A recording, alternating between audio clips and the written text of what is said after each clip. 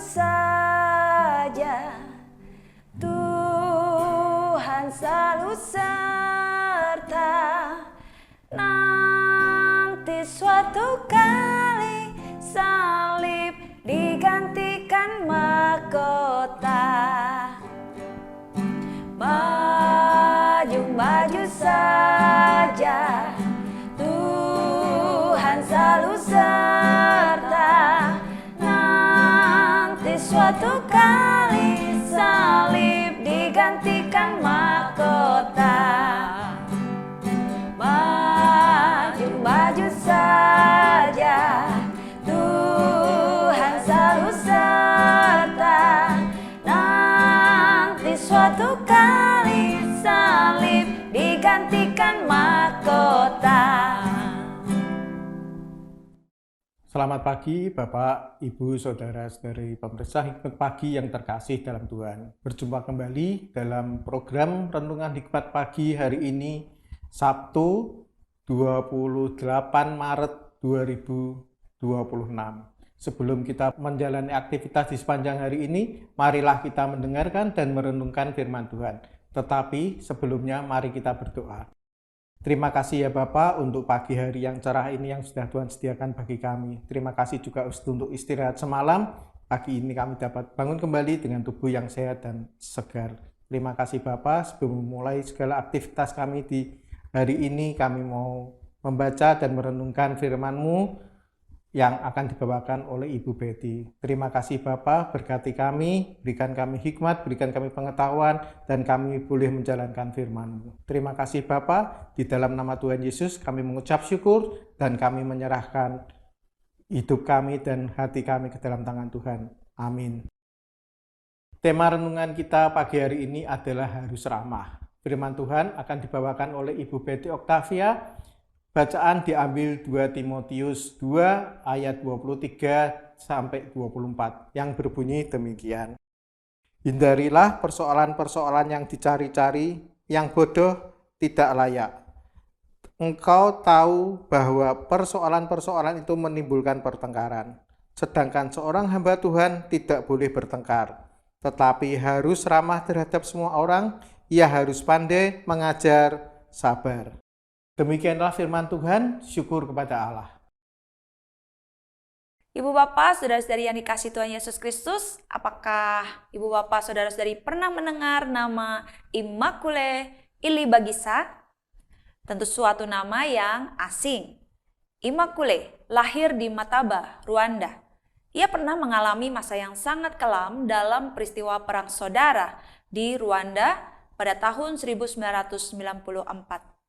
Selama 91 hari, Immaculée bersama 7 perempuan lainnya bersembunyi di sebuah kamar mandi sempit berukuran 1 kali 1,2 meter di rumah seorang pendeta. Di luar rumah tersebut, orang-orang dari suku Hutu, yaitu tetangga dan teman-temannya, sedang berburu untuk membunuh suku Tutsi, yaitu suku Immaculée, dengan parang. Di dalam persembunyian yang sesak itu, saat menaikkan doa Bapa kami, ia tidak mampu mengucapkan kalimat, dan ampunilah kesalahan kami, seperti kami juga mengampuni orang yang bersalah kepada kami. Suatu kali dalam keheningan doanya, Immaculée merasa Tuhan berbicara di hatinya. Mereka semua adalah anak-anakku, meskipun mereka sedang tersesat. Sejak malam itu ia berhenti memelihara kemarahannya dan menyerahkan seluruh keadilannya kepada Tuhan.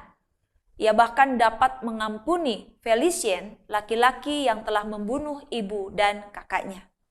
Sebuah peristiwa pahit yang tidak mudah untuk diterima. Namun Immaculée Ilibagiza mampu bersikap dengan tepat serta bijaksana.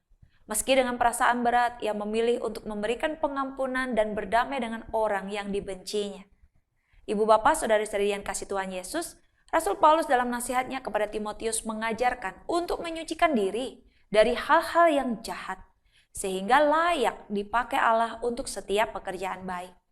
Rasul Paulus menegaskan agar Timotius menjauhi nafsu orang muda, mengejar keadilan, kesetiaan, kasih, dan damai sejahtera. Rasul Paulus memperingatkan agar Timotius menghindari persoalan-persoalan yang bodoh dan tidak layak. Rasul Paulus menekankan, seorang hamba Tuhan tidak boleh bertengkar, tetapi harus ramah terhadap semua orang. Sayangnya hari ini ada banyak hamba-hamba Tuhan yang mencari-cari persoalan yang bodoh dan suka bertengkar. Murid-murid Kristus masa kini dipanggil agar menebar keramahan dan kesabaran, meninggalkan pertengkaran dan keonaran yang memalukan nama Tuhan. Keramahan, bukti kemurnian hati seorang hamba Tuhan atau seorang yang mengaku diri, orang percaya kepada Tuhan Yesus. Amin. Mari kita berdoa. Bapa Surgawi, kami merindukan kehidupan yang diberikan oleh Kristus kepada kami semua dapat kami isi dengan baik, dengan bijaksana. Melakukan hal-hal yang menyenangkan hati Tuhan. Setidaknya hari ini kami diingatkan untuk bersikap ramah, sebagaimana seharusnya keramahan Kristiani. Tuhan yang akan memberkati kami karena kami tahu tidak mudah. Tapi kami mau mengandalkan Tuhan. Kami mau dipenuhi dengan kasih-Mu, sehingga kepada siapapun juga kami boleh bersikap ramah sebagaimana yang Tuhan mau, sehingga mereka juga boleh melihat kebaikan Tuhan melalui diri kami. Tuhan tolong, karena kami tahu ini tidak mudah, tetapi kami jalani bersama dengan Tuhan yang pasti akan memampukan kami dan memberikan keberhasilan kepada kami. Terima kasih untuk firman Tuhan hari ini, dan kami mempercayakan untuk seluruh aktivitas kami. Tuhan yang akan memberkati apapun juga yang kami perbuat, jauhkan dari segala yang jahat, dan biarlah kami boleh senantiasa dipimpin, dituntun oleh Tuhan sendiri, dan kami didapati sebagai anak-anak Tuhan yang setia melakukan kebenaran. Di dalam nama Tuhan Yesus kami sudah berdoa. Amin. Selamat pagi, selamat berkarya. Tuhan Yesus memberkati kita semua.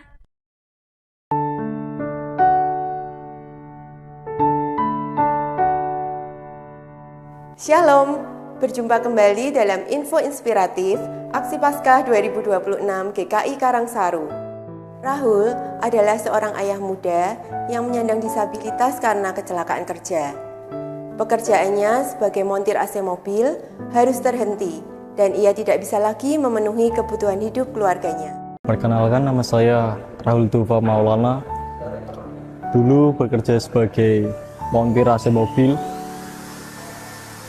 Setelah mengalami kecelakaan, saya tidak bekerja lagi. Namun, ketika ia menerima kaki palsu dari program 1000 kaki palsu Yakum, ia bisa kembali bekerja dan memenuhi kebutuhan hidup dirinya serta keluarga kecilnya.